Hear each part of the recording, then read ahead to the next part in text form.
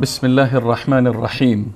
الحمد لله الذي علم بالقلم علم الإنسان ما لم يعلم، والصلاة والسلام على نبي الأكرم محمد بن عبد الله و علی آله و صحبه و من والاه. بینندگان عزیز و گرامی در هر کجایی که هستید و در این لحظات بیننده برنامه بازسازی اندیشه می باشید، خدمت تک تک شما بزرگواران عرض سلام و ادب و خسته نباشید دارم و امیدوارم که از نعمت صحت و عافیت و تندرستی برخوردار بوده و شاد و کامگار و پیروز بوده باشید.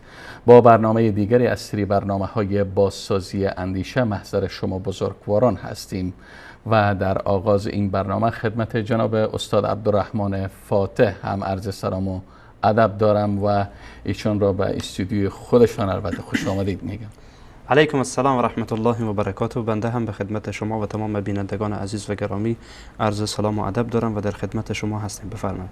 سلامت باشین استاد گرامی. خب بینندگان عزیز و گرامی، اگر به یاد داشته باشید ما در برنامه گذشته و در جلسه گذشته بحثمان را پیرامون اصطلاحی که خیلی ها امروز از طرق رسانه‌های مختلف میشنویم و آن اصطلاح عبارت است از اصطلاح وهابیت، داشتیم صحبت میکردیم و این را در ارتباط به این اصطلاح که آیا ما مذهب به نام مذهب وهابیت داریم یا خیر صحبت را آغاز کردیم و درباره تاریخچه این اصطلاح که این اصطلاح چه وقت به وجود آمد و آیا افراد گروه حزب چه این حزب سیاسی باشد، چه حزب اجتماعی باشد، چه یک مذهب فقهی یا مذهب دینی باشد، آیا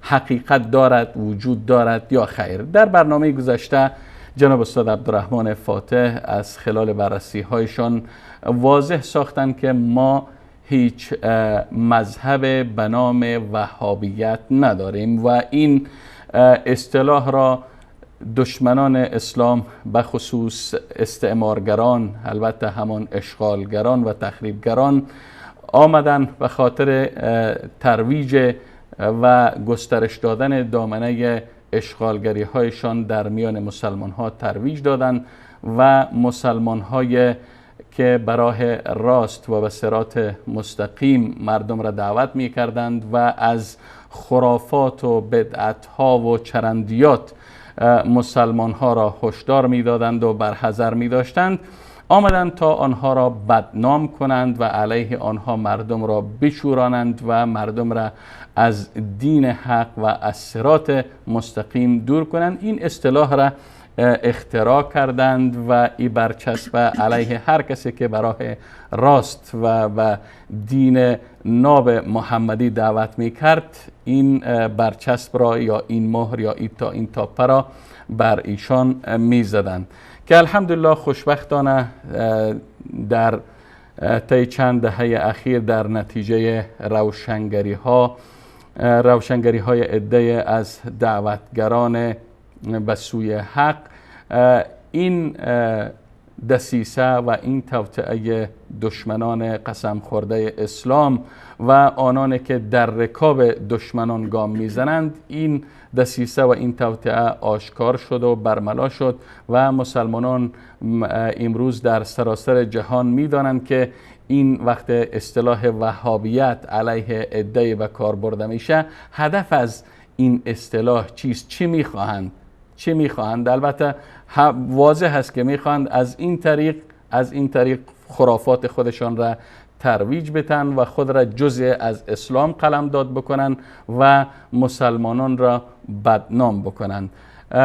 در برنامه گذشته جناب استاد عبدالرحمن فاتح واضح ساختند که یک حرکت در قرن دوم هجری تحت رهبری عبدالوهاب ابن عبدالرحمن ابن رستم که یکی از شاخه های خوارج بود، در شمال آفریقا و در کشور المغرب امروزی آنجا قد علم کرد و آنجا ظهور کرد و بالاخره در همانجا خشکید و آن حرکت به نام حرکت وهابیت یا وهابیت نام داشت و غیر از این حرکت ما هیچ جنبش، هیچ مذهب به نام وهابیت نداریم و مذاهب فقهی اهل سنت و مذاهب فقهی مسلمانان همان 4 مذهب مشهور است که همه مسلمانان آن را می‌دانند که البته حنفی و مالکی و شافعی و حنبلی است و ما هیچ مذهب دیگری به جز بعض مذاهب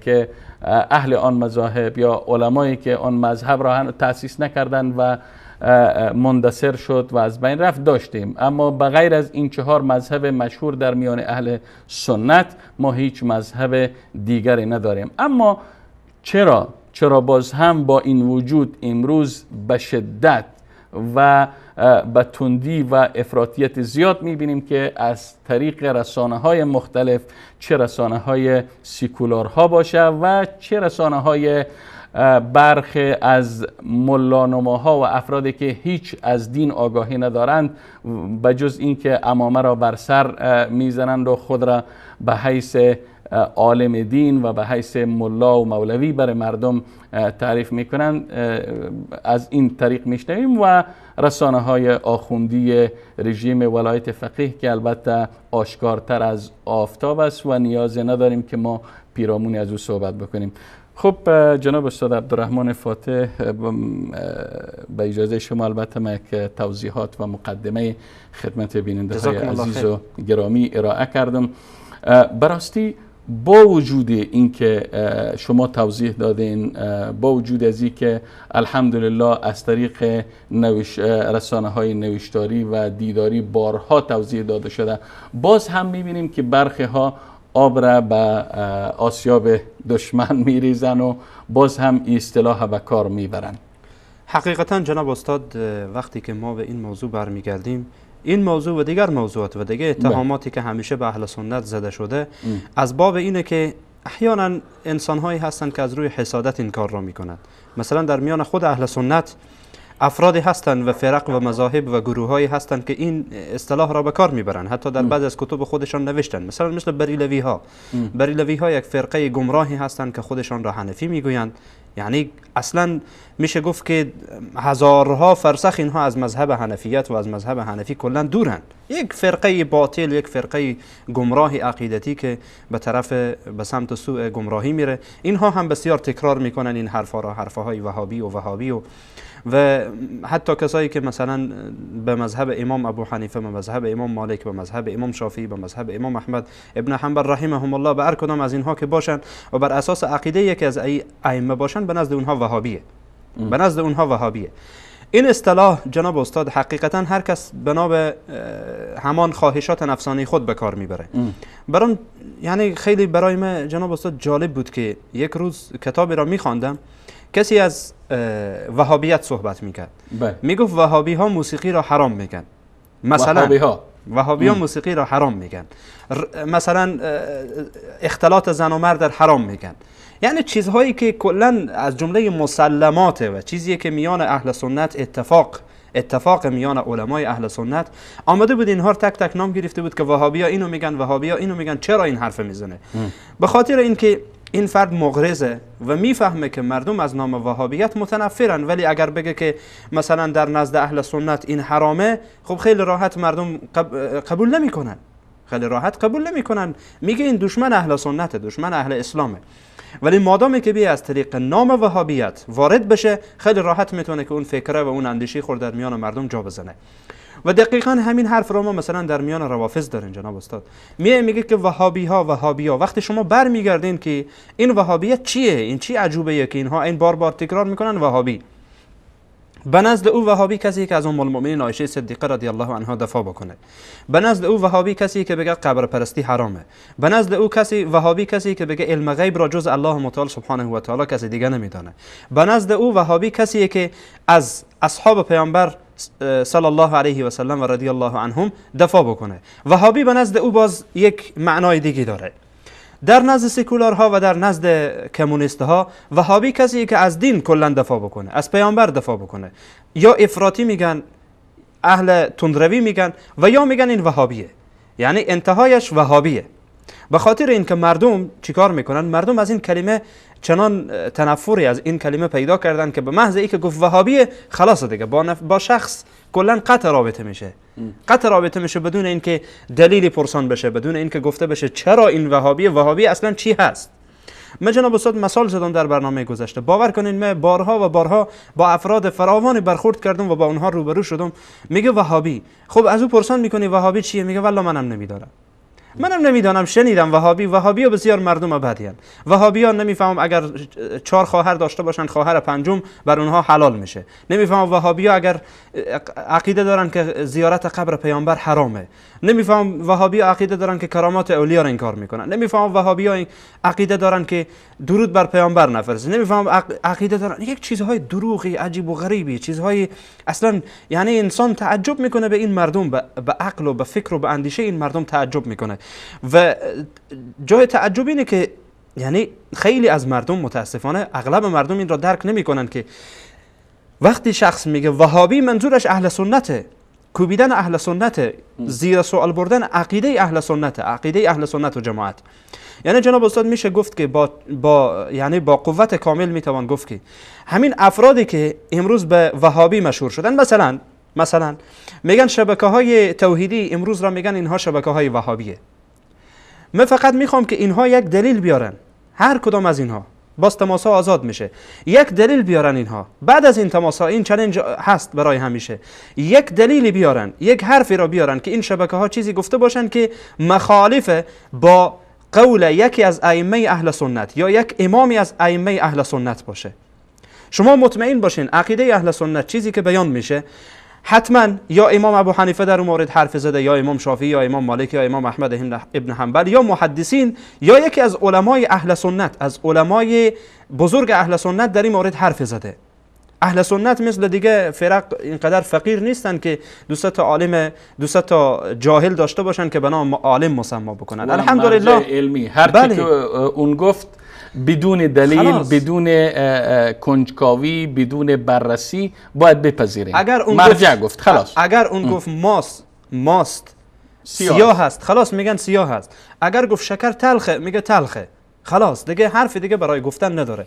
ولی اهل سنت الحمدلله خداوند متعال لطف کرده که حقیقتا توسط این گروه فرقه ناجیه الله سبحانه و تعالی دینش را حفظ کرده.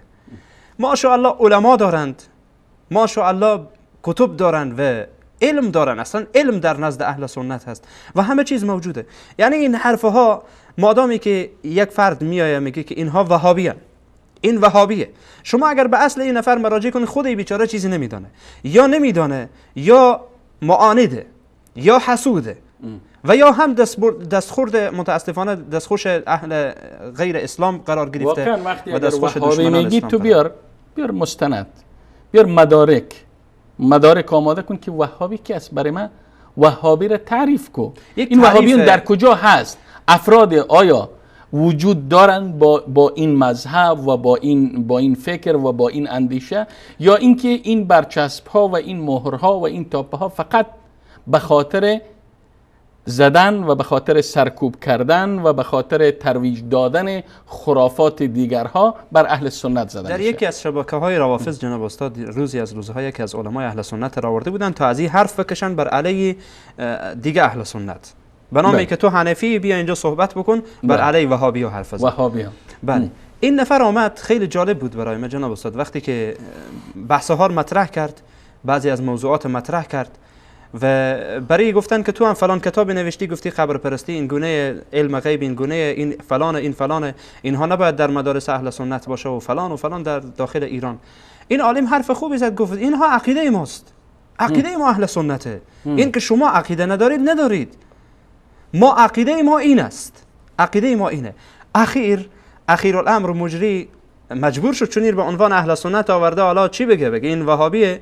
خود نمیتونه بگه وهابیه. چی گفت وهابی‌ها به دو قسمن، یک وهابیای تندره و یک وهابیای معتدل. یعنی این وهابی معتدله که اینجا آمده. این منطقه جناب استاد. هر کس که عقیده اینها رد بکنه، عقیده بریلوی ها، عقیده روافض، عقیده کمونیستا، عقیده مسیحی ها، حتی مسیحی ها امروز یاد گرفتن میگه این وهابیه، نمیفهمه او که اصلا نمیفهمه وهابی چیه، میگه این وهابیه. بابا جان وهابی چیه؟ تو مسیحی. میگه این وهابیه، این حرف میزنه به علی ما این وهابی شده.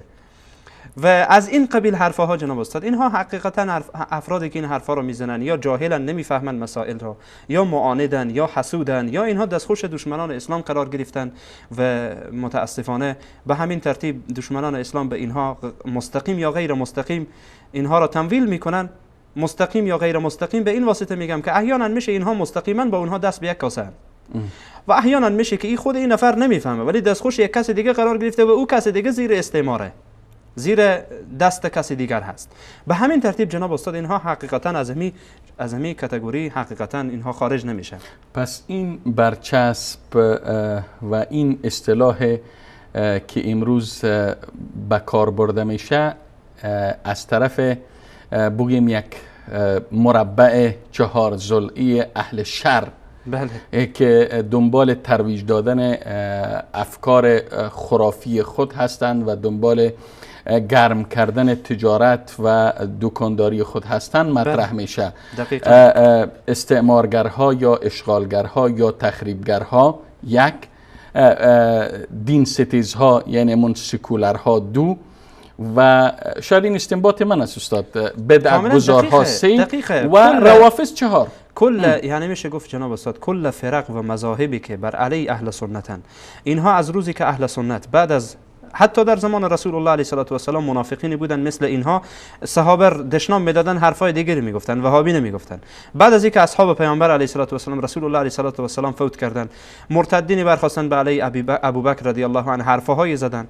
بعد از اون به حضرت عمر چیزهای گفتن، به حضرت عثمان چیزهای گفتن، حضرت عثمان شهید کردن، به حضرت علی چیزی گفتن، خوارج به وجود آمد، فرق دیگری به وجود، روافضی به وجود آمد. اینها به همین ترتیب جناب استاد اگر شما سرمنشأ این مخالفین اهل سنت رو ببینین، متاسفانه اینها از زمان رسول الله صلی الله علیه و سلم موجودن تا به امروز، ولی نام ها فرق میکنه، چهره ها فرق میکنه، ماکسه ها روز به روز فرق میکنه. یک روز به نام وهابیت میکوبن، یک روز به نام مجسمه میکوبن، یک روز به نام این میکوبن که اینها نمیدونم اینها اهل ظاهرند و اینها فلانند و نسگرا هستن. یک حرفهای یعنی المهمی که جناب استاد هر روز اینها یک حرفی گفتن. مثلا علمای بزرگ اهل سنت مثل امام احمد ابن حنبل رحمه الله متهم شد به اینکه این مجسمه، یعنی این الله را تجسیم میکنه نعوذ بالله. و دیگر از علمای بزرگوار این گونه بودن، اینها وقتی که مسائل را مطرح میکردن به اینها یا مجسمه میگفتن، یا به اینها میگفتن اینها باطلن، یا به اینها میگفتن اینها خلاف قرآن حرف میزنن و نامهای مختلفی که در همان زمان به ترتیب تا به حالا امروز متاسفانه وجود آمده و امروز در آمده به نام وهابیت. اما استاد در میان فکر نمیکنین که در میان این غوغاها و این شبهه پراکنی ها فرد مسلمان، انسان مسلمان، انسانی که دنبال دلیل هست مسئولیت داره طبق فرموده الله تعالی فاسألوا اهل الذکر ان کنتم لا تعلمون، بله بدون که باید وقتی اصطلاح به کار برده میشه، وقتی اتهام بر مجموعه زده میشه، مسئولیت ندارن که اینها بپرسن و دنبال دلیل بگردن و بالاخره وقت دلیل از قرآن و سنت پیدا کردن به او سر بگذارن.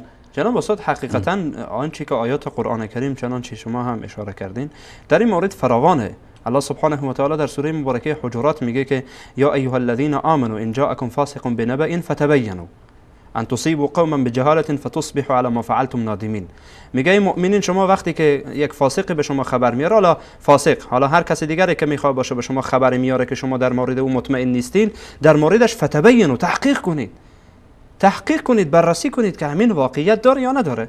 یا الله سبحانه و تعالی میگه ولا تقف ما لیس لک به علم، به دنبال چیزی نرو که در او علم نداری.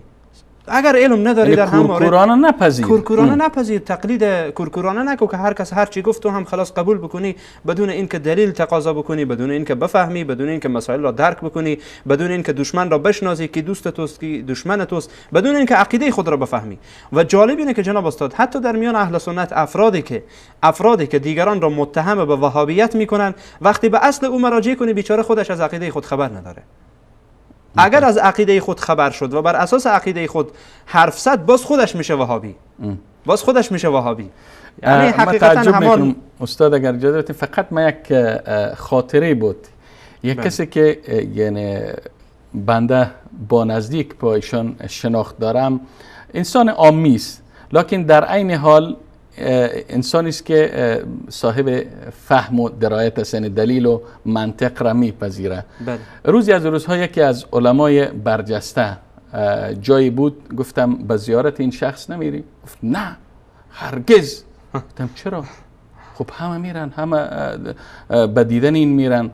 گفت نه، گفت وقتی من یک وهابی را با یک کمونیست، فکر کنین یک وهابی را با یک کمونیست یک جا ببینم، ابتدا وظیفه من است که وهابی را از بین ببرم، بعدش دنبال کمونیست بگردم. سبحان الله. یعنی اون عالم را به وهابیت، چون این شنیده بود وهابیت. خب من تعجب کردم، با این بحث نکردم. بعد از گذشت چند وقت همین آدم به دیدار همه عالم رفته بود، عالمی که براتون گفتم. پرسیدم که چرا، یعنی چی شد؟ گفت والله من قناعت کردم. دلایلی گفت که من را قناعت داد، چون واقعا انسانی بود که اما اهل درایت که یک پیش بینی کرده اون تفاعل به خیر داشتم دربارش، یعنی صدق کرد. و عملا وقت دلیل و منطق را شنید، دلیل طرف شنید، قناعت کرد. گفت نه، چیزی به نام وهابیت یک اصطلاحی بوده که دشمنها به کار می بردن و ما شنیدیم و بدون فهم و بدون درک ایره هم توتیوار چی کردیم، تکرار کردیم. بله متاسفانه اینه جناب استاد. بارهای موضوع اتفاق افتاده، حتی برای خودم جناب استاد. یک روز یک کسی آمد، یکی از طلاب علم بود، از دوستان بود. خب چند وقتی از من دوری میکرد و خیلی دوری میکرد. پرسیدم که روزی آمد پیشم، گفت که من از شما چند تا سوالی دارم. گفتم خیلی خوب بپرس. گفت فلان موضوع نظر شما چیست؟ گفتم نظرم اینه. گفت فلان موضوع چیست؟ گفتم اینه. کلا موضوعاتی که پرسان کرد گفتم اینه. گفت فلان ما با شما مشکل ندارم، شنیده بودم که شما مخالف این هستین. بابا جان من کی هستم که مخالف اینها باشم؟ عقیده اهل سنت و جماعت همینه. عقیده اهل سنت و جماعت همینه. هر کس میخواد قبول بکنه، اگر قبول کردی به تو میگن وهابی، اگر قبول نکردی میشی از اهل بدعت. و جالبی که یکی دیگه از دوستانم جناب استاد، ما با هم دیگه دوست بودیم و حتی در یک جا درس می‌خواندیم. متاسفانه عقیده بریلویت داشت، الله متعال هدایتش بکنه. یک روزی از این پرسان کردم چرا اینقدر از من دوری می‌کنی؟ حداقل بیا با هم بنشینیم صحبت بکنیم با هم دیگر، ما دوستیم به هر حال هر چی باشه. گفت که شیخ ما برای ما همیشه میگه که کسی که مخالف شیخ شماست، نه که مخالف عقیده و فکر شماست، کسی که مخالف شیخ شماست از او چنان فرار کنین مثل که از شیر فرار می‌کنین. سبحان الله. یعنی اینقدر اینها را کور نگاه می‌دارن. میگه هر کس که بر علیه شیخ تو و بر علیه منهج تو و فکر تو حرف زد، از او فرار کن. پس این حرف شیخ بالاتر از حرف الله هست، بالاتر از حرف دقیقاً. اگر به عمق موضوع داخل بشین بله، ولی چون این بیچاره نمیفهمه. این نمیفهمه خب که آیا نفهمیدن دلیل میشه استاد؟ برای یک طالب العلم اصلا جرمه، برای یک کسی که اهل علم نفهمیدن جرمه. اما برای عوام تا این که میفهمن به هر حال جرمی برای اونها محسوب نمیشه حقیقتا، چون نمیفهمن. شاید بعضی از برادران و خواهران مسلمان ما که برنامه ما رو میشنون برای اولین بار که این حرف رو میشنون، و ما مطمئن هستم چیزی که به هر حال ما شناختی که از اهل سنت داریم، شناختی که از اهل حق داریم، به محض اینکه حرف بشنوه قبول میکنه. و ما مطمئن هستم که بعد از اینکه به اینها اتمام حجت شده دیگه تکرار نمیکنه این حرفا رو. ولی برای یک طالب العلم حقیقتا این بزرگترین ننگ و عاره که این مسائل رو نفهمه. برخی استاد خرافه پرست ها و آنهایی که حتی به برخی از افراد بشر صفت علم غیب، فهمیدن علم غیب را میتن، هر کسی که هم باور و هم عقیده آنها نباشه، یعنی صفت علم غیب را بر افرادی که اونها باش باورمند هستند نسبت نده، میگه این وهابی است. اگر شما اجازه بدین فقط من یک کلیپ را به بیننده ها اینجا به نمایش میگذارم که یکی از علمای روافض این حرف را تکرار میکنه: هر کسی که دیگه صفت علم غیب به افرادی که اونها باورمند هستند نمیته، پس او وهابی است. دوست عزیز در اتاق کنترل اگر کلیپ نمایش بتن. کاظم سلام الله علیه که یکی از شیعیان گفت که ابن رسول الله ما دور هستیم و توفیق زیارت شما را نداریم. حضرت فرمود در هر کجا که هستید چشمتون رو ببندید، قلبتون رو راهی ما کنید، ما آنچه که در قلب شما میگذرد به اذن الله تبارک و تعالی با خبر هستیم و مطلع هستیم. حالا این وهابی ها به قول چیکار باید کرد؟ اینها نمیدانن و نمیخواهنم بدانن، نمیفهمن و تصمیمم ندارن بفهمن که جایگاه اهل بیت علیهم السلام چیست و کجا هست. اینها این حرفه های بی خود رو میزنند و مسخره میکنند. بنده یک دفعه در برنامه‌ای که در مدرسه فیضیه داشتیم عرض کردم امام رضا سلام الله علیه میداند که من مثلا فلان روز مثلا به دنیا میام، به زیارتش میرم و چه از حضرت میخوام. اینها به عنوان یک غلو و مسخره. نه آقا، ما عقیدمون این هست. اگر شما همچه عقیده ای ندارید، ما معتقد هستیم همان گونه ای که بزرگان ما، مراجع ما و ارکان دینی ما بیان کرده اند.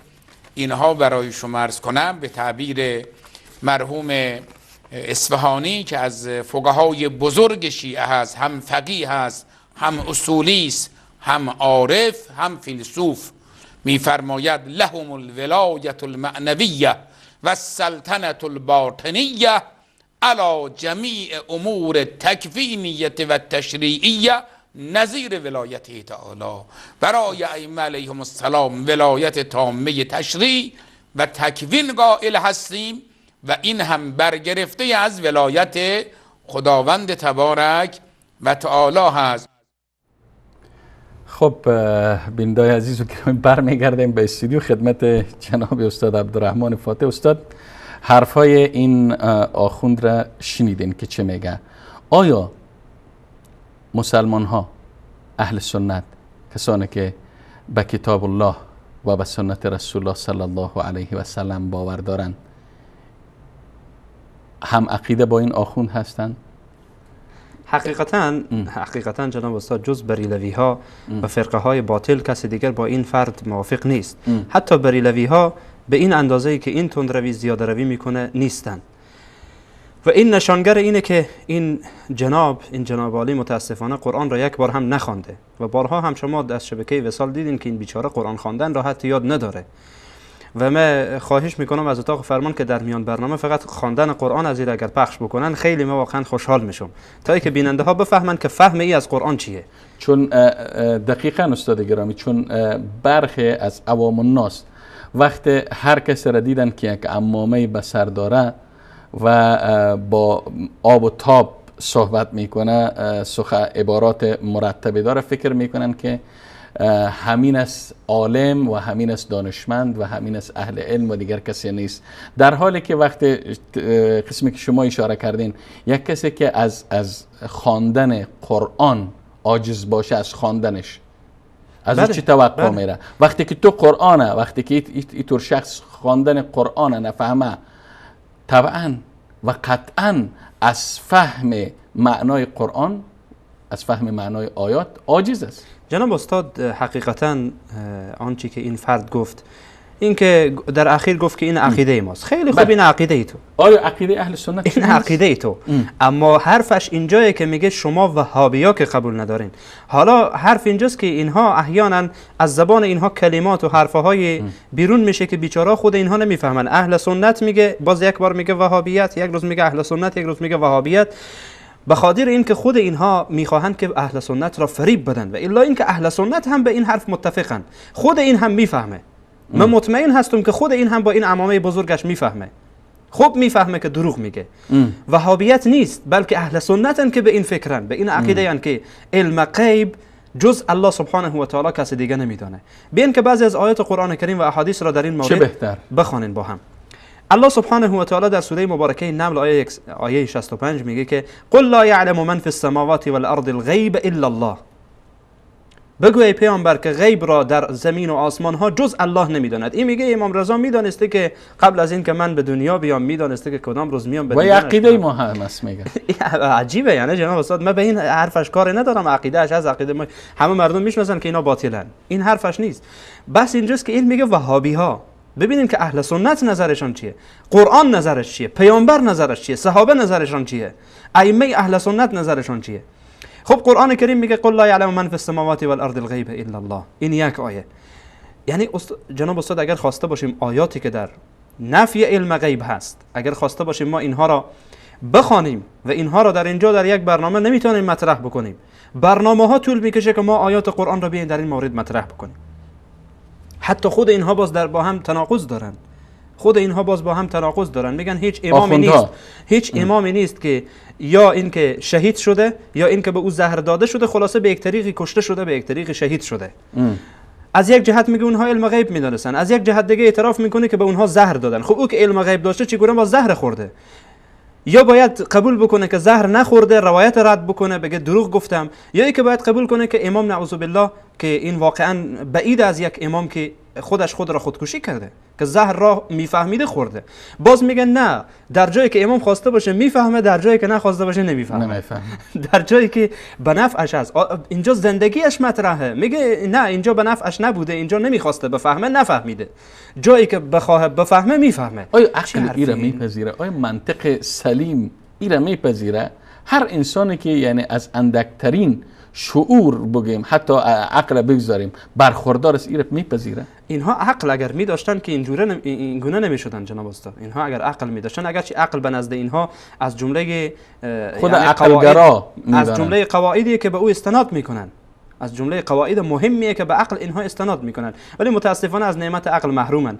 به هر صورت الله سبحانه و تعالی در جای دیگه میگه، در سوره مبارکه فاطر آیه 38 میگه ان الله عالم غیب السماوات والارض انه علیم بذات الصدور. الله سبحانه و تعالی است که عالم غیب است، عالم غیب آسمان ها و زمین است، داننده غیب آسمان ها و زمین است. در جای دیگه در سوره حجرات الله متعال میگه ان الله یعلم غیب السماوات والارض والله بصیر بما تعملون. میگه که الله هست که میداند غیب آسمان ها و زمین را. در جای دیگه در سوره هود آیت 123 میگه ولله غیب السماوات والارض و الیه یرجع الامر کله. ولله، لام اینجا تخصیص میکنه، خاص برای الله هست، خاص برای الله هست علم غیب، یعنی بغیر از الله هیچ کسی نمیدونه، هیچ کسی نمیدونه. اگرچه در سوره نمل گفتیم به صورت واضح، الله گفت قل لا یعلم من فی السماوات والارض الغیب الا الله. من فی السماوات، هیچ کس نمیدونه، چی امام باشه، چی در آسمان باشه و چی در زمین، فرق نمیکنه. بجز الله هیچ کسی، الله سبحانه و تعالی احدی از غیب خبر نداره و الله است که غیب را خبر داره. در جای دیگه فقط به همین آیه اکتفا میکنیم، بعد میریم یک حدیثی میخوانیم ان شاء الله که واضح بشه، چون وقت برنامه گرفته نشه، بیننده ها هم وقت داشته باشن. سوره انعام آیه 59 الله سبحانه و تعالی میگه و عنده مفاتح الغیب لا یعلمها الا هو. کلیدهای غیب، کلیدهای غیب در نزد الله هست، الله که این غیب را میدانه. لا یعلمها الا هو، جز الله کسی دیگر نمیدانه. یعنی این آیات رو میخوان اینها چی ترجمه بکنن، میخوان چی اینها را حقیقتا برای مردم بدن. و ما گفتیم که این آقا و امثال این بیچاره اصلا اینها نمیتونن درست قرآن تلفظ بکنن، درست قرآن را بخوانن، چه رسه به فهم قرآن، ضعف خواندن قرآن دارن، چه برسه به فهم قرآن کریم. خلاص عقلشان را دادن به دست 4 تا کتاب، 4 تا کتاب و 4 تا مرجع نافهم و 4 تا کتابی که معلوم نیست اینها را کی نوشته و کسایی که نوشته مجهول الحالن یا اگر حالشان واضحه معلومه که اینها زندیقن. خلاص عقلشان را دادن به دست اینها و دیگه از فکر کردن ماشاءالله محرومن. دیگه فکر نمیکنن، زحمت نمیدن خودشان را که فکر بکنن. میگه خسته میشم اگر فکر بکنم. حتی میخوان با این اصلی که ما عقلگرا هستیم، خردگرا هستیم، به عقل اعتماد داریم، ایره هم به خاطر که سرپوش گذاشته باشن بر مصادره خرد و مصادره عقل. بله عقل ها را مصادره میکنن، بعد میگن که ما یکی از اصول ما عقل گرایی است، ما بر اساس عقل و منطق و فهم و خرد فکر میکنیم و عقیده خود ادعا میشه متاسفانه. از احادیث جناب استاد حقیقتا زیاد احادیث، آیات قرآن که خیلی زیاده، یعنی واقعا زیاده در این مورد. حدیث اشاره میکنیم که حقیقتا عقیده اهل سنت چیه. احادیث هم در این مورد فراوانه، فقط یک حدیث را از صحیح بخاری انتخاب کردم، یک حدیث را میگم. بفرمایید. این حدیث را امام بخاری رحمه الله در کتاب صحیح خود روایت کرده. عموم اهل سنت به این کتاب دیگه اعتماد دارن. عموم اهل سنت به این کتاب اعتماد دارن. این دیگه کتاب از وهابیان نیست، به تعبیر آقا وهابی. خب این کتاب از اهل سنته، مورد اعتماد اهل سنته.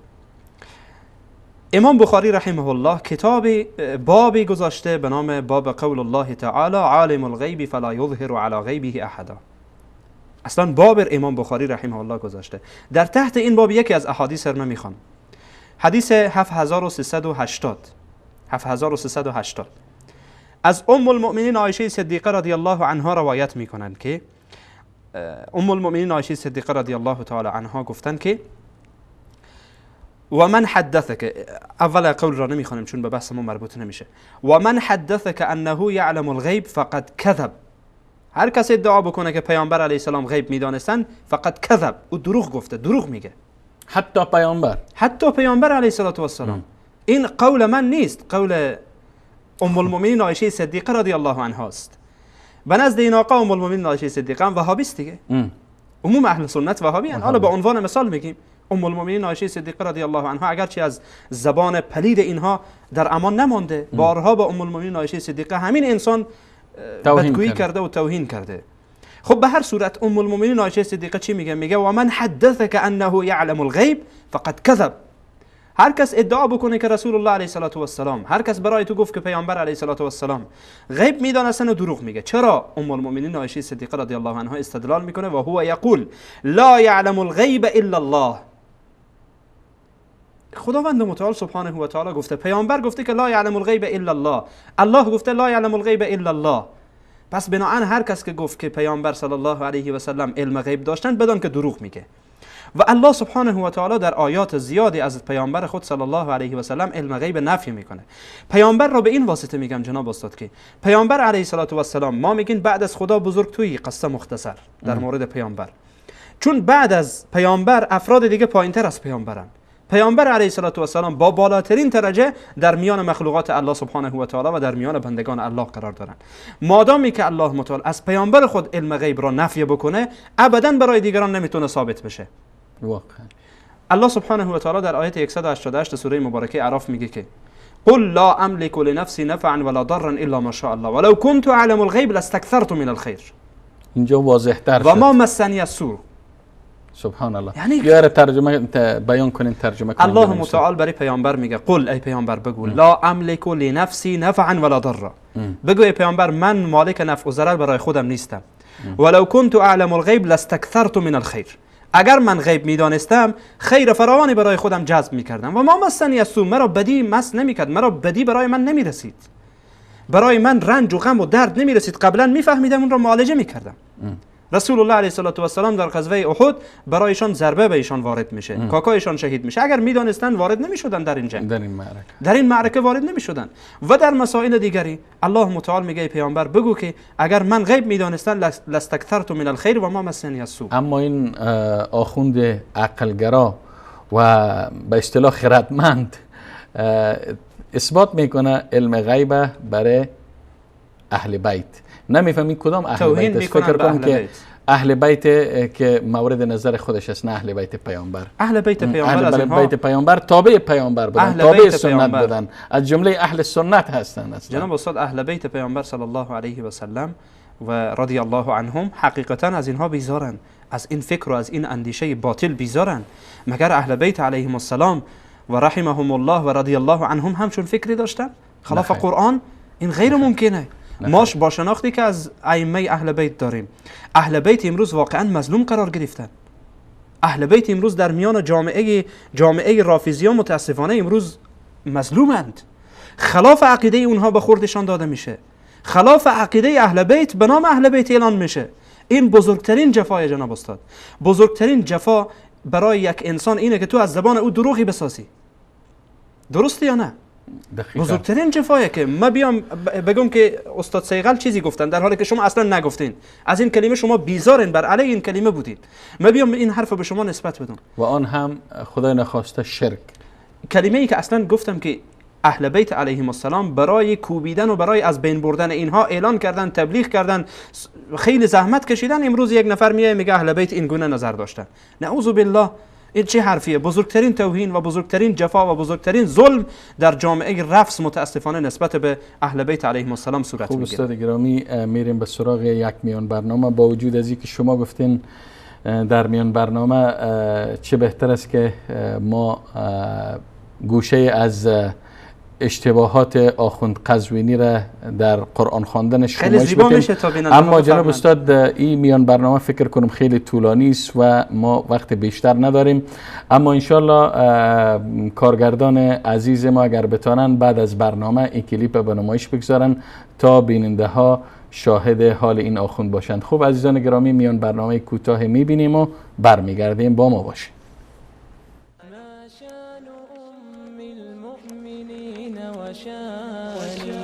هدي المحب لها وضل الشالي إني أقول مبينا عن فضلها ومترجما عن قولها بلساني ما شان أم المؤمنين وشاني هدي المحب لها وضل الشالي إني أقول مبينا عن فضلها ومترجما عن قولها بلساني يا مبغضي لا تأتي قبر محمد فالبيت بيتي والمكان مكاني إني خصصت على نساء محمد بصفات بر تحتهن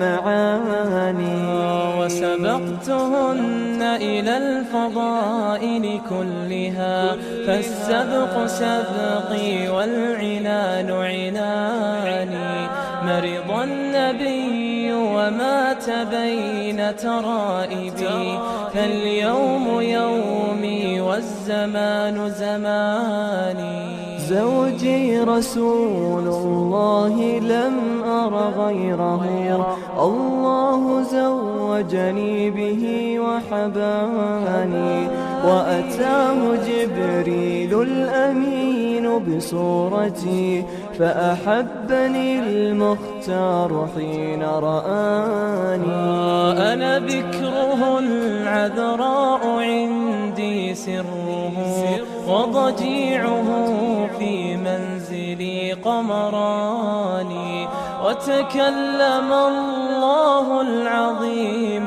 بحجتي وبراءتي في محكم القرآن والله خافرني وعظم حرمتي وعلى لسان نبيه براني والله في القرآن قد لعن الذي بعد البراءة بالقبيح رماني.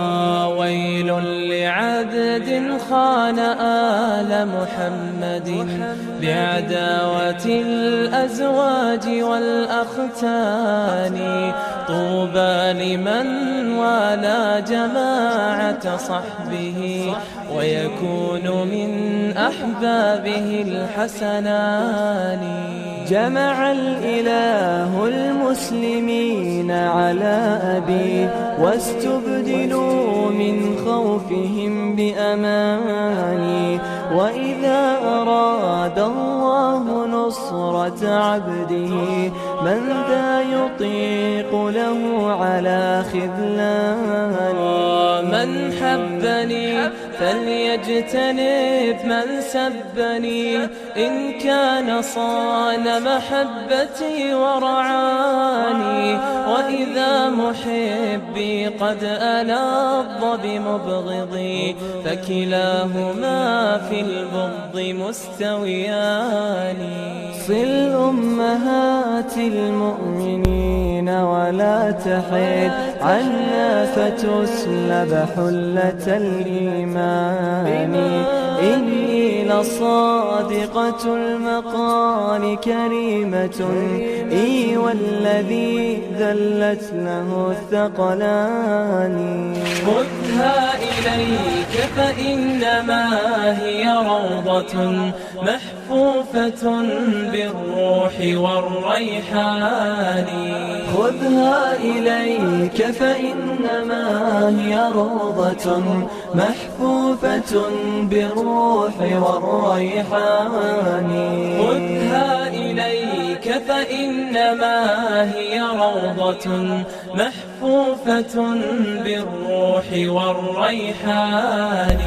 محفوفة بالروح والريحان. محفوفة بالروح والريحان.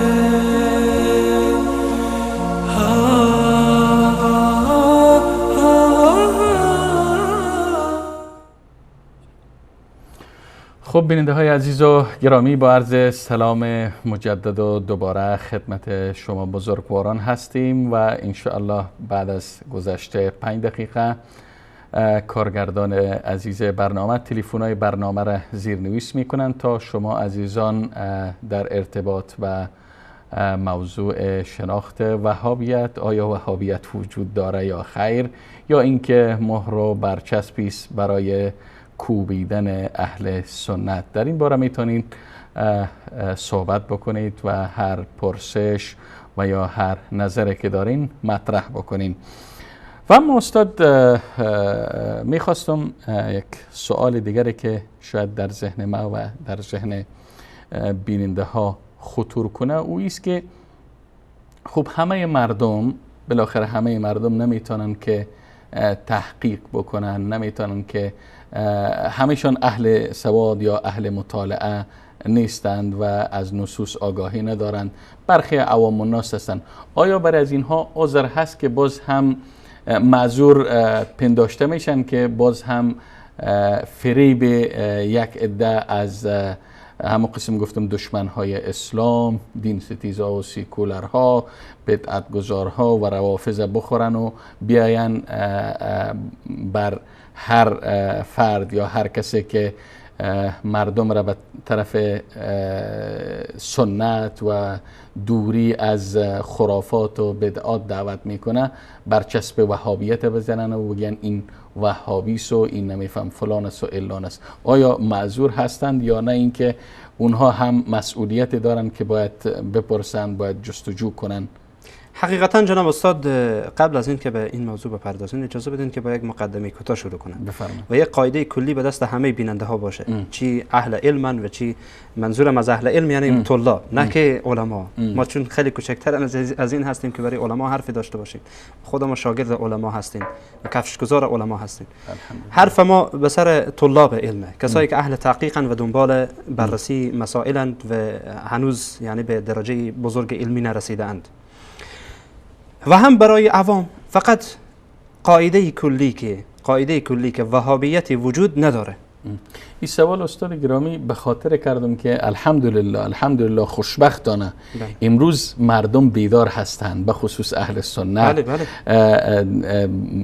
وقت رسانه های امروز 4-5 رسانه یا بیشتر از این در صفحات اینترنت امروز یک آگاهی کلی به اهل سنت دست داده و چهرهای کثیف کسایی که علیه اسلام و علیه مسلمان ها، علیه اهل سنت چرندیات پخش میکنن و تبلیغات میکنن، اینا را شناختن. اما با وجود از او باز هم افرادی وجود دارن. به خاطر سوال کردم که آیا اینها معذور هستند یا خیر؟ این حرف اول که این قاعده کلی را همه بیننده های عزیز داشته باشن که وهابیت وجود نداره. هر کس گفت این وهابیه بدونن که دروغ میگه.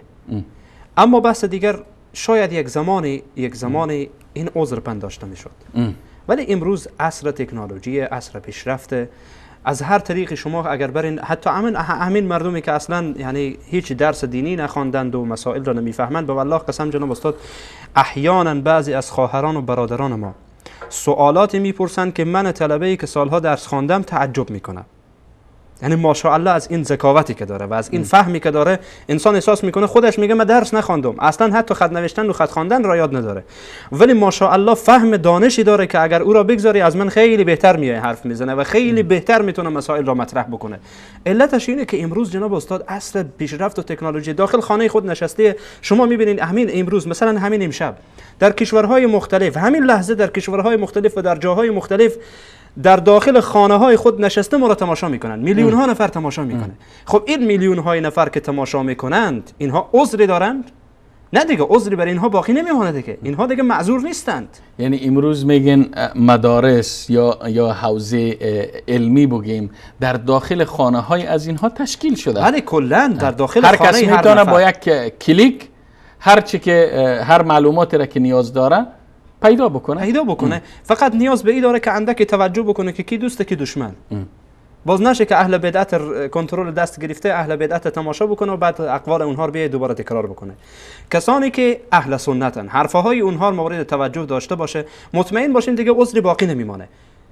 بله اگر اهل علم، اگر اهل دانش و بررسی و پژوهش، بره شبکه‌های اونها رو هم نگاه بکنه برای از اینکه بفهمه که اینها چی عقیده دارن. اما مادامی که یک نفر جناب استاد خودش خالی و ذهنه، هیچی نداره داخل ذهن خود، خب اگر مستقیم وارد بشه با اهل بدعت، خب معلومه که این به طرف گمراهی میره، چون خالی و ذهنه، نمیفهمه، خود این عقیده خود رو خبر نداره. وقتی که یک اهل سنت و یک مسلمان عقیده خود را فهمید، حتی میتونه بره اونها هم نگاه بکنه ببینه چی میگن، برای از اینکه به هر حال بفهمه و شکران نعمت هدایت رو بکنه. حقیقتا جناب استاد احیانا که انسان بعضی از شبکه‌های اینها رو نگاه میکنه، دعا میکنه که یا الله سپاسگزارم تو را که برای من هدایت نصیب کردی. این چی میگه؟ این ریشش سفید شده، عمامه داره، به آدم بزرگیه، این چی میگه؟ حرفش چیه؟ اصلا انسان تعجب میکنه به عقل اینها، به منطق اینها، به روش یعنی استدلال اینها. انسان تعجب میکنه که اینها چی کاره هستند. میگه یا الله تو را سپاسگزار هستیم که هدایت را نصیب ما کردی. خب به هر صورت امروز جناب استاد هیچ نوع بهانه، هیچ نوع عذری برای هیچ احدی باقی نمانده، چون امروز گفتیم که عصر تکنولوژی، عصر پیشرفت، داخل خانه خود نشسته میتونه که حق و باطل پیدا بکنه.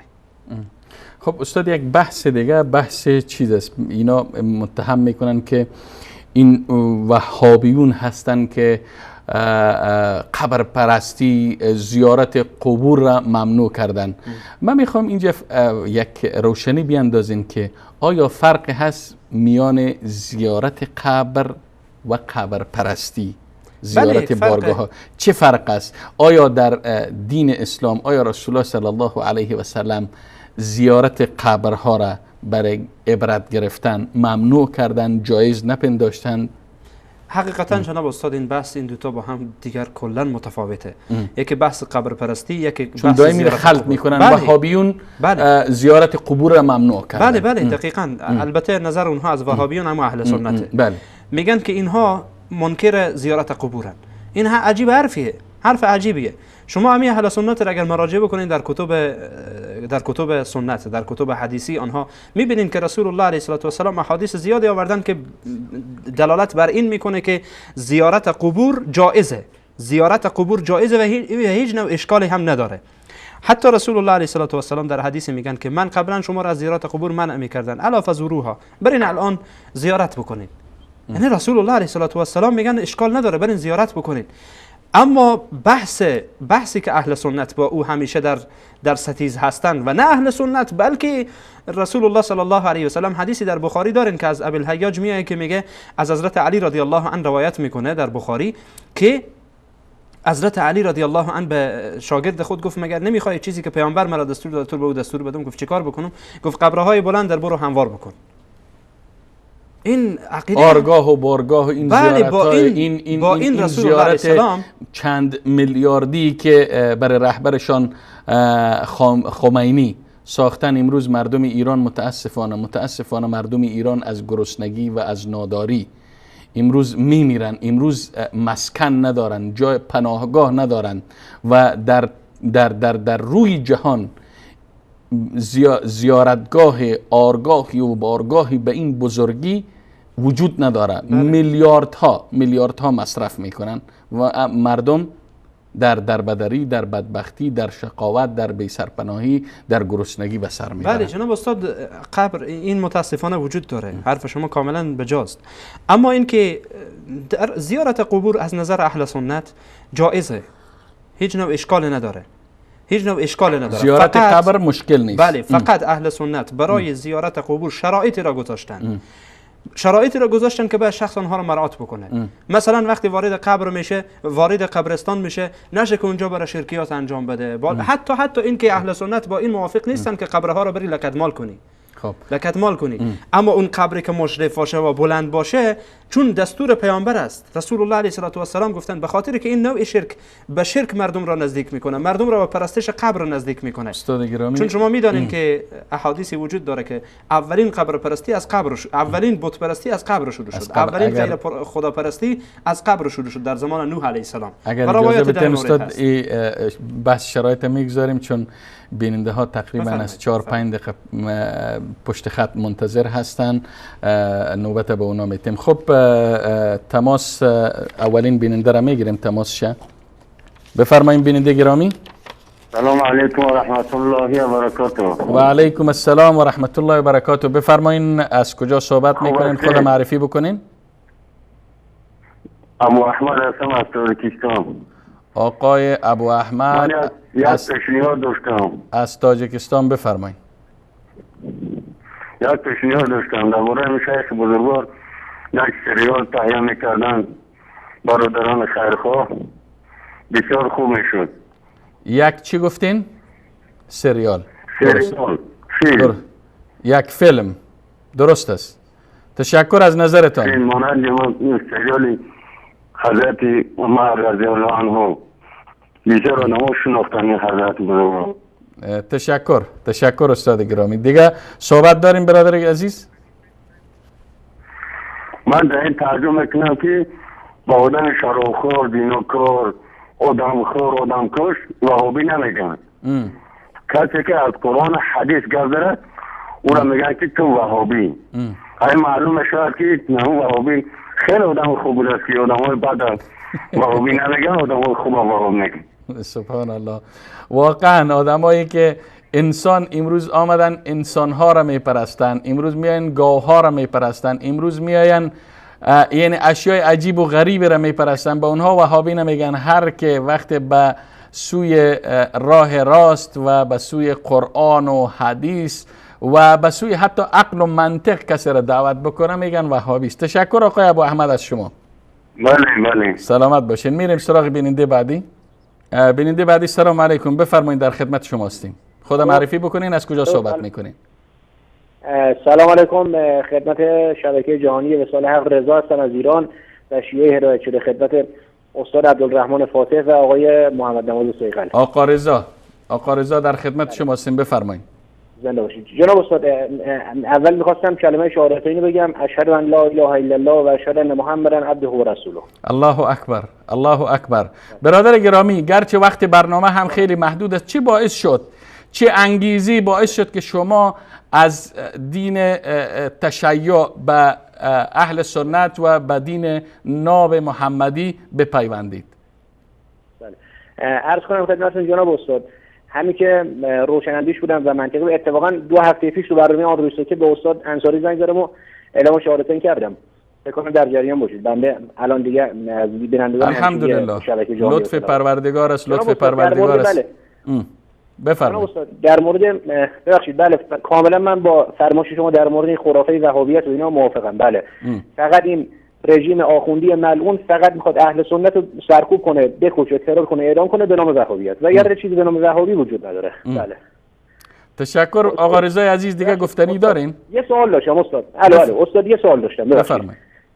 الو استاد، میخواستم بدونم این جناب شیخ علی حذیفی به رحمت خدا رفته یا در حیات امام مسجد النبی؟ جناب علی حذیفی نه، جناب علی حذیفی الحمدلله لله الحمد و المنه حیات هستند و شیخ محمد ایوب رحمت الله تعالی علیه از دنیا رفتند. خداوند ایشان را رحمت کنه و جمله مسلمان ها. آقای حذیفی الان هم امامت حرم نبوی هستند به حمد الله خدا که ایشون میدونن جلوی رفسنجانی روافض رو قشنگ تکفیر کرد و واقعا هم خدا خیرش بده. الحمدلله. تشکر.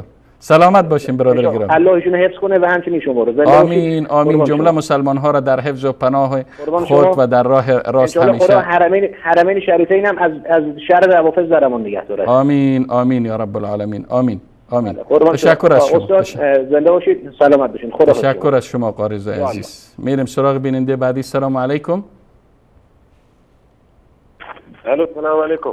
و علیکم السلام و رحمت الله تعالی و برکاته. بفرمایید خود معرفی بکنین، از کجا صحبت میکنین؟ عرض سلام داشتم خدمت شما استاد فاتح. و علیکم السلام. میشنون استاد فاتح صدای شما را، خدمت شما متقابلا عرض سلام و ادب دارم. بفرمایید برادر گرامی صحبت بکنین. و علیکم السلام. یه سوال داشتم استاد. بفرمایید. روی قبره یک سنگ بالای سر میذارن، یک پایین. اینا گرفته بودن، رنگ سبز زده بودن. اینا آیا جایزه یا نه؟ درست است. انشاءالله استاد در این مورد صحبت میکنه. سنگ دیگه که اسم روش می نویسن تو مذهب ما شما که جایز نیست، بالای سر میزنن. آیا اینم جایزه یا نه؟ درست است. انشاءالله استاد صحبت میکنن. اسم منم رحمت الله از خاش. آمین. تشکر برادر گرامی. میریم سراغ بیننده بعدی. سلام علیکم. السلام علیکم و رحمت الله. و علیکم السلام و رحمت الله تعالی و برکاته. بفرمایید برادر گرامی خود معرفی بکنین، از کجا صحبت میکنین؟ اسم من راشد است، ما از اوکراین به شما متوجه. بفرمایید در خدمت هستیم. خواهش میکنم. ما در زبان فارسی کم ذره مشکل دارم، از خاطر میتونم شاید یک سوال داشتم. بفرمایید. به خاطر از اینکه ما تقریبا چند سال است که برنامه شما را ما میبینم و بسیاری مردم ها در اینجا مقابل هستند، میگن که نه صحیح نیست و صحیح نیست. اما چیزی که شما میگین الحمدلله ما شما را عقل دارم، من میبینم فکر من که فرا قبول میکنه، گفته کنم میزنن صحیح نیست. و اون روز یک جای بودیم، بسیار مردم ها بودن، من گفتم برای برادرها که گفتم اینجا در آیپد یا تلفنتان یک پروگرام از نام گلویس میتونین ثبت کنین و در اون برنامه مثال خط ببینین. مثال خود برنامه است. یکی دیگه شما رسید گفت نه راش اشتباه میکنی، رقم نیست، اینطور مشکل داره. گفتم چی مشکل داره؟ گفت که اونا میگن که خواندن سوره الفاتحه بالای قبر صحیح نیست. من باشون جواب نداشتم. درست است. جواب نداشتم. بله. اگر میتونستین در این باره یک ذره بدین معلومات که من برای اونها معلومات دیگه خدا را شکر الحمد و شکر که یک شبکه‌ای است که ما میتونیم در خانه آرام میشینیم گوش میکنیم. هزار بار خداوند شکر. خداوند شما را رحمت کنه. بارک الله فیکم. آمین. تشکر برادر گرامی. انشالله در ارتباط به سوال و پرسشتان برادر عزیز استاد عبدالرحمن فاتح توضیحات میتن، منتظر باشین. خب اگر گفتنی دیگه ندارین با شما خداحافظی میکنیم، میریم سراغ بیننده بعدی. السلام علیکم. بفرمایید خواهر گرامی. بفرمایید، صدای شما داره پخش میشه خواهر گرامی، بفرمایید. سلام علیکم. و علیکم السلام و رحمت الله. بفرمایید خواهر. عقد کسی که بیوه باشه بدون خبر و اجازه پدرش درسته یا نه؟ نفهمیدم خواهر گرامی، دوباره. اصلا کسی که بیوه باشه عقد بدون مثلا خبر پدرش، مثلا باباش خبر نداشته باشه، مثلا این درسته یا نه؟ خب خواهر گرامی، چون این سوال فقهی است و ربطی به برنامه ما نداره، انشالله شما میتونین این سوال در برنامه پرسش و پاسخ مطرح بکنین. یعنی زن بیوی که بدون اجازه ولی امرش پدرش ازدواج بکنه جایز هست یا نیست؟ انشالله این سوال ما در برنامه پرسش و پاسخ مطرح میکنیم، جوابش میشنوین. تشکر خواهر گرامی. ممنون. سلامت باشید. خب میریم سراغ بیننده بعدی. سلام علیکم. بفرمایید بیننده گرامی، خود معرفی بکنین، از کجا صحبت میکنین؟ بفرمایید. خب مثل که قطع شد، میریم سراغ بیننده بعدی. بیننده بعدی وصل هستین، بفرمایید. سلام علیکم. و علیکم السلام و رحمت الله. خواهر گرامی بفرمایید. آقا من تازه به این تلویزیون مراجعه کردم و دارم میبینم. میخواستم لطف کنید ببینم در قرآن نمازهای شکسته در مسافرت داریم یا نداریم.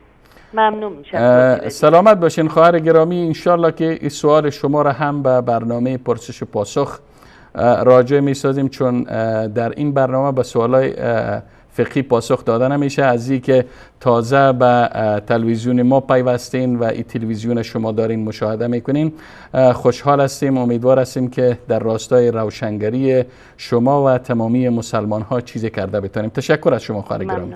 کی توضیح میدم من تلویزیون؟ ان شاء الله در برنامه پرسش و پاسخ روزهای دوشنبه خواهر گرامی. حتما اینو لطف کنید، چون اصلا کل ایران الان منتظر حتما ان شاء الله شما ساعت 18 روز دوشنبه ساعت 18 بیننده برنامه پرسش و پاسخ باشین. به این سوال شما ان شاء الله پاسخ داده خواهد شد. دستتون درد نکنه. سلامت باشین خواهر گرامی. سلامت باشین. خب میریم سراغ بیننده بعدی. بفرمایین برادر گرامی. سلام علیکم و رحمت الله. و علیکم السلام و رحمت الله تعالی و برکاته. بفرمایین خود معرفی بکنین. محترم، نام محمد قاسم است از ولایت قندوز. سوال امام صاحب گزارش هستم. بفرمایید. بسیار شکرگزار هستم از برنامه شما، بسیار برنامه خوبی شکرگزار هستم. تشکر استاد محترم. یک سوال داشتم استاد محترم. بفرمایید. ما در امام صاحب یک اولی خریده بودم دمی برادر گرامی آقای احمد قاسم، اگر این سوالتان ربط به موضوع برنامه داشته باشه خوب، و الا اگر سوال فقهی باشه، سوال فقهی اگر باشه، شما میتونید روز دوشنبه به برنامه پرسش و پاسخ یا برنامه فتوا مراجعه بکنید. بله رابطه داره. رابطه اگر داره بفرمایید. بله باز یک روز در پیشین نماز پیشین که از جماعت دادم، قومت که از در سر ما چند متفقه که نماز نخواند، گفت که وهابی است. من گفت بله بعد لازم قومت که کلش در دقیق من نفهمیدم، متوجه نشدم. در نماز جماعت چی گفتین؟ یک روز در نماز جماعت در پیشین ما خیلی جماعت دارم دیگه، در نماز پیشین من مسجد امام نماده بودم. بعض نفر اعتقاد گرفت که از پیش من نماز نخواند و رفت. دلیلشان چی بود؟ دلیلشان چی بود؟ چرا؟ دلیلش همینی بود که مرا میگفت که وهابی است. دست مرا در سینه بسته کرده بودم. با وقت میگفتم دست مرا که در گوشه نمیرسانم. باز اینها که در سرم انتخاب گرفت، باز گفت که یه در مسجد ما وهابی باید نباشه. یعنی قوم انتخاب گرفت که در مسجد ما وهابی نباشه. باز بر ما گفت که باید چی ترتیب ما رو نماز بخوانیم، باید دم ترتیب نماز بخوانی. باز ما گفتیم که من میخوام طرق من ترتیب که نماز خوانده رسیم دم ترتیب نماز میخوانیم. اما بعضی برادران که نه مذهبی ها که رقم میخوانه تو هم رقم بخوان میگه. سوال اینی است که به ترتیب نماز خواندن برو یا به ترتیب قامت به سر انتقاد گرفته رسه به ترتیب میرم برم. درست است. انشالله میشنوین در ارتباط صحبت هم میشنوین. تشکر. سلامت باشین برادر گرامی. سلامت باشین. بیننده بعدی بفرمایید. سلام شبکه بساط. بله خواهر گرامی بفرمایین. شما وصل هستین، از کجا صحبت میکنین؟ اگر در ارتباط به موضوع برنامه صحبت دارین در خدمت شما هستیم. من از تهران زنگ میزنم. فقط می‌خواستم تشکر کنم بابت برنامه. سلامت باشین خواهر گرامی. تشکر از حسن نظر شما. گفتنی دیگری دارین در ارتباط و در رابطه به برنامه، موضوع برنامه؟ نه فقط می‌خواستم تشکر کنم. تشکر خواهر گرامی. تشکر. میریم سراغ بیننده بعدی. بفرمایید بیننده گرامی. بیننده گرامی سلام علیکم. بفرمایید شما روی خط هستید. سلام، یه سوال داشتم. بفرمایید. اگر سوالتان سوال شرعی و فقهی باشه بهتر است در برنامه بفرمایید. در چه بابت چه کامله؟ بابت موضوع برنامه است؟ آره. خب در مورد خبر بفرمایید. مثلا 27 ماه رمضان 28 نام به قول سینیا بشه میرن قبرها را آب میزنن، این مشکلی داره یا نه؟ قبرها را آب دادن. درست است. انشاءالله میشنوین. باز منتظر جوابتون از خدا. سلامت باشین بیننده گرامی. خیلی ممنون، خدا همراه. خب تماس آخرین بیننده را هم میگیریم و انشاءالله بعدش میریم سراغ یک میان برنامه کوتاه. بفرمایید بیننده گرامی. السلام علیکم و رحمت الله و برکاته. و علیکم السلام و رحمت الله و برکاته. بفرمایید خود معرفی بکنین، از کجا صحبت میکنین؟ ما از تاجیکستان میشیم، نام ما رجب علی میباشد. خب بفرمایید صحبت کنین. استاد همی باره محمد ابن عبدالوهاب کمتر صحبت میکردید. گرچه در برنامه قبلی درباره امام محمد ابن عبدالوهاب رحمت الله تعالی علیه صحبت شد مفصلا، اما باز هم انشاءالله استاد یک توضیح مختصر در ارتباط به ایشان میتن انشاءالله. تشکر. سلامت باشین.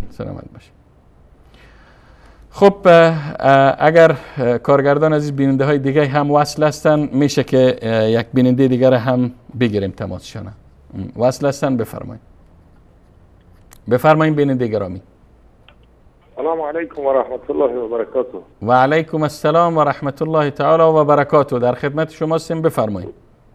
استاد فیصل عزیز خوب هستید؟ لطف پروردگار انشالله که شما هم صحتمند و سلامت و به گفته برادرای تاجیکی تینج باشین انشالله.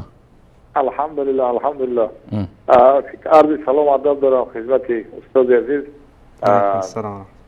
و از برنامه خوبتون بسیار تشکر میکنم. افسوس لیکن من حاضر در پیش آینه نیلگون هستم و نمیدونم که از کی موضوع در ارتباط به شناخت وهابیت، این که برخی از مردم میاین به عده زیاد از افرادی که به راه راست و به صراط مستقیم دعوت میکنن و از قبر پرستی و آخوند پرستی و هزاران بدعت دیگر مردم هشدار میتن، اینها را متهم میکنن به وهابیت. در ارتباط برنامه ماست در عباره اگر گفتنی دارین. صد افسوس که استاد در وطن ما هم این گونه سخن ها این گونه چیو هستند.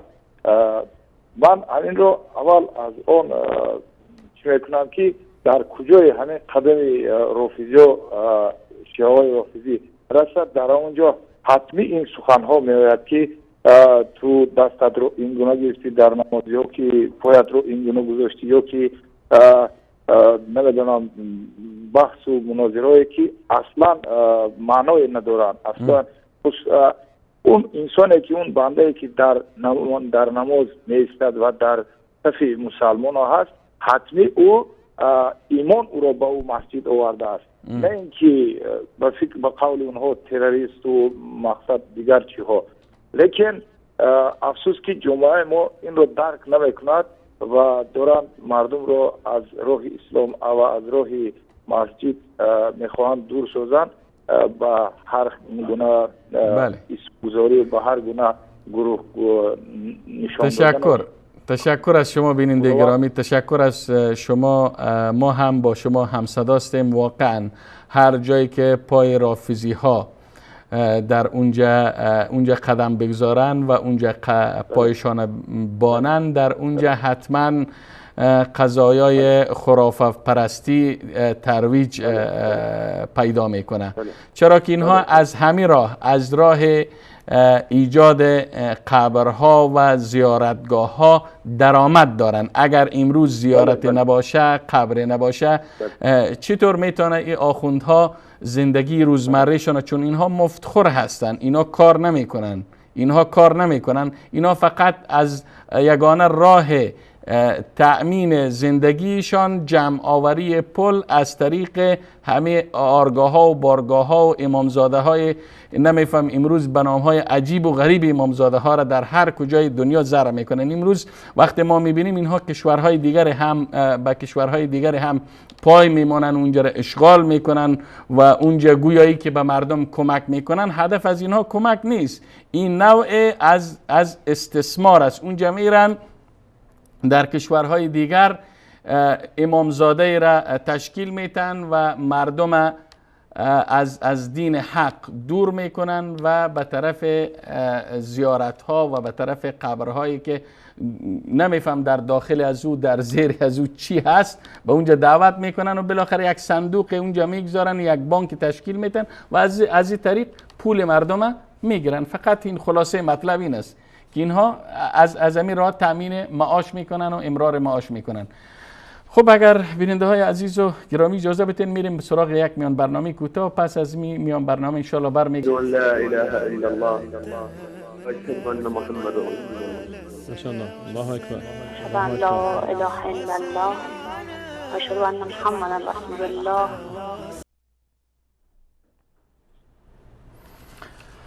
خب بیننده های عزیز و گرامی برگشتیم پس از میان برنامه کوتاه و 10 دقیقه بیشتر وقت نداریم و مستقیما میریم خدمت جناب استاد عبدالرحمن فاتح. استاد فاتح، بیننده های زیاد تماس گرفتن و از الحمدلله از این که مردم بیدار هستن خیلی ها خوشحال هستم، شادمان هستم که مردم حقیقت درک کردن. مردم امروز از طریق این منابر و از طریق این رسانه ها تانستن که به حق برسن و از خرافات و از بدعت ها و از کجاندیشی ها و بداندیشی ها دور شدن.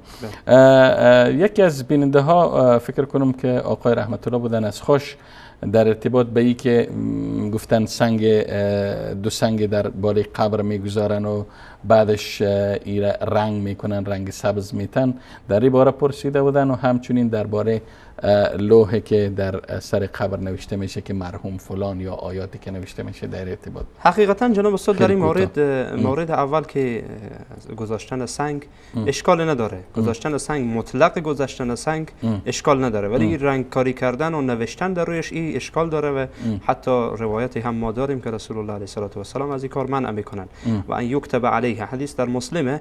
خب با الفاظ مختلفی که آمده از این کار منع شده که رسول الله صلی الله علیه و سلم منع کردن که بر روی قبر بنویسی، چی آیات قرآن بنویسی، چی اسم ولدی بنویسی، چی در مورد خود بنویسی، چی شعر بنویسی. این مشکل داره. مثلا چی می‌رسه فکر کنم ما یا نفع میرسانه، چی نفع میرسانه. حتی اون سنگ هم که مشروع شده در شریعت، یک سنگ بالای قبر میگذارن به خاطر اینه که قبر گم نشه، به هر حال اونجا به هر حال یک نشانی باشه. فقط اما امروز میان یک قصر میسازن، یک قصر گفت شما میسازن. خب بیننده بعدی هم در این ارتباط چون قبر است گفتن روزای 28 فکر کنم 29 ماه اگر برن قبرها روی قبرها آب بریزن چی اشکال داره؟ در ارتباط صحبت کردن. این موضوع جناب استاد در این مورد ما حدیثی داریم که رسول الله علیه السلام قبل که وقتی که ابراهیم فرزندشان فوت کرد بالای قبر ابراهیم آب ریختاندن، آب پاش دادن و این در وقت دفن میته. وقتی که میت دفن میشه در همان لحظه آب روی قبر میت پاش میدن. نه ای که کدام نفع به او برسانه، ای قبر بره داخل، ای آب بره داخل که او بخوره، او خب مرده، یا ای آب از عذاب او کم بکنه، یا ای آب کدام نفع معنوی به او داشته باشه. به خاطر اینکه این قبر خاکها خودش را محکم بگیره و اگر بادی میایه قبر را خراب نکنه. به خاطر اینه، یعنی روایتی هست که رسول الله علیه السلام روی قبر ابراهیم فرزندشان وقتی فوت میکنه آب پاش میدن. اما این به صورت عمومی نبوده جناب استاد. این نبوده که هر وقت که به هر حال هر زیارتی هر دم که به زیارت رفتی بالای قبر پاش بده. این صورتی که مرده همان لحظه دفن میکنن و این هم به خاطر اینه که خاک قبر رو گفتیم باد نبره، به هر حال نریزه، به هم نریزه. اما اینکه یک روزی را ما مخصوص بکنیم مثل 27 و 28 یا هر روز دیگر را مخصوص بکنیم و روی قبر خاک برسیم، این برمیگرده به عقیده این نفر که عقیده این نفر چیه. حالا عقیدهش هر چی که باشه مخصوص کردن این کار درست نیست. اگر بر اساس این باشه که فکر کنه که اگر من روی قبر آب بریزم از عذاب او کم میشه، یا اگر بر روی قبر بریزم نفع برای میت میرسه، در این صورت خب بدتر و زشتر. ولی اگر بدون عقیده این کار را انجام بده، بدون یک فکر این کار را انجام بده، چون خاص کردن یک عملی که رسول الله علیه السلام انجام ندادن، صحابه انجام ندادن، ائمه بزرگوار این کار انجام ندادن، بنابراین این کار درست نیست. خب استاد بیننده دیگر پرسیدن که در جای بحث مطرح شد و اونها استدلال کردن که باید سوره فاتحه در بالای قبر بر قبر خوانده شود.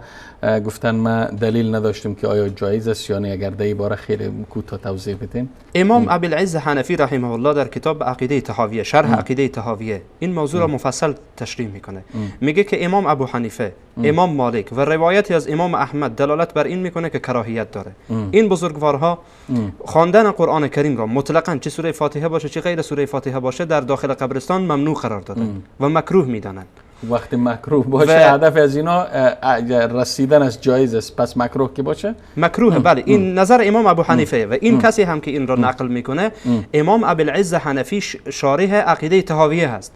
در شرح عقیده طحاویه این را نقل میکنه. این میتونه بیننده عزیز اگر جستجو بکنه. بله خیلی راحت. مثلا در اینجا پیش ما هست جناب استاد، میگه واختلف العلماء في قراءة القرآن عند القبور على 3 اقوال هل تكره ام لا بأس به وقت الدفن و تكره بعده. آمده سوال کرده که کدام در این مورد صحبت کرده. بعد میگه امام ابو حنیفه، امام مالک و روایت امام احمد میگن که مکروه است. چرا؟ دلیل چی است؟ میگه که قالوا لانه محدث، این بدعته، لم ترد به السنه. سنت در این مورد حرف نزده. ما مکلف هستیم که چیزی که در قرآن و چیزی که پیامبر دستور داده او را عملی بکنیم. بله. در غیر از او هر چی که باشه بدعت است. بله. قول دیگری که در اینجا امام ابوالعز حنفی رحمه الله نقل میکنه، قول امام محمد ابن حسن شیبانی شاگرد امام ابو حنیفه رحمه الله و روایت دیگری از امام احمد دلالت بر این میکنه که لا بأس به، مشکل نداره. ولی قول صحیح و قول خوبتر همی است که از این کار پرهیز بشه و اختصار بشه بر آن چیزی که رسول الله علیه السلام گفتن، تعلیم دادن به ما برای ما که وقتی شما وارد قبرستان میشین السلام علیکم اهل الدیار من المؤمنین، روایات مختلفی که در این مورد آمده که شما بر اهل میت، بر اهل قبرستان سلام بکنید. بر همین اختصار بشه. جناب استاد این سوال هایی بود که بیننده ها مطرح کردن. اگر یک توضیح خیلی مختصر هم درباره برادر که از افغانستان از شهر کندوز سوال کردن که وقتی ایشان دست بالای سینه بستن و بالاخره یک تعداد به عنوان از یکی وهابیس پشتش نماز نخواندن، اگر توضیح بدین که آیا در مذاهب مختلف اهل سنت دست ها در هر جاهای مختلف بسته میشه یا نه، یا ای که پشت سر فرده که در غیر مذهب توست نماز بخوانی یا نخوانی. خیلی مختصر. جناب استاد حقیقتا این موضوع برمیگرده به این که این مسائل فرعی است در میان مذاهب اهل سنت، مذاهب فقهی منظورم هست. در میان مذاهب فقهی اهل سنت اختلافات در این مورد هست. یکی بر حدیثی به هر حال استناد میکنه، کسی دیگه به حدیث دیگه استناد میکنه، شاید حدیث ضعیفتر باشه و حدیث صحیح باشه. به هر حال اینها اقوالیه که در میان اهل علم موجوده، در میان اهل علم موجوده و اهل علم به دنبال این رفتن. اما ای که مطلقاً کسی دست خود رو روی سینه بگذاره بگن این وهابیه، خب امروز شافعی ها میگذارن، حنبلی ها میگذارن، خب شما میگید که حنبلی ها و شافعی ها و مالکی ها بر حقن. هیچ یک از علمای احناف و هیچ یک از حتی عوام احناف هم و عوام هیچ مذاهب دیگر را رد نمیکنن، قبول دارن، میگن ما به اونها احترام داریم. خب حداقل این را به چشم یک شافعی، به چشم یک حنبلی باید دید. چرا بر اون اتهام وهابیت همین لفظ دروغ را بستن؟ این واقعا دور از واقعیت. این کار از اینا دلالت به این میکنه که از دین آگاهی نداشتن و ممکنه با و نیاز است که بر از اونا حقایق بازگو شود.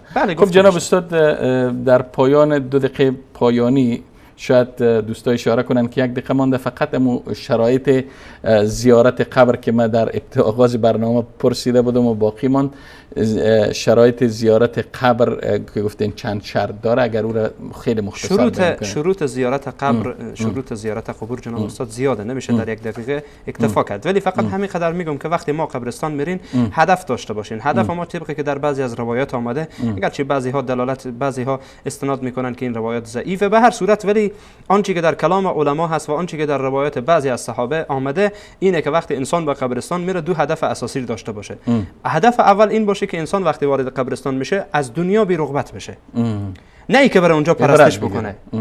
بله، تزهد فی الدنیا و تذکر الاخره، انسان به یاد آخرت میندازه. این دوتا یعنی حقیقتا از اصول، از شرایط عمومی و از اصول مهم اینه که انسان زیارت قبور بکنه.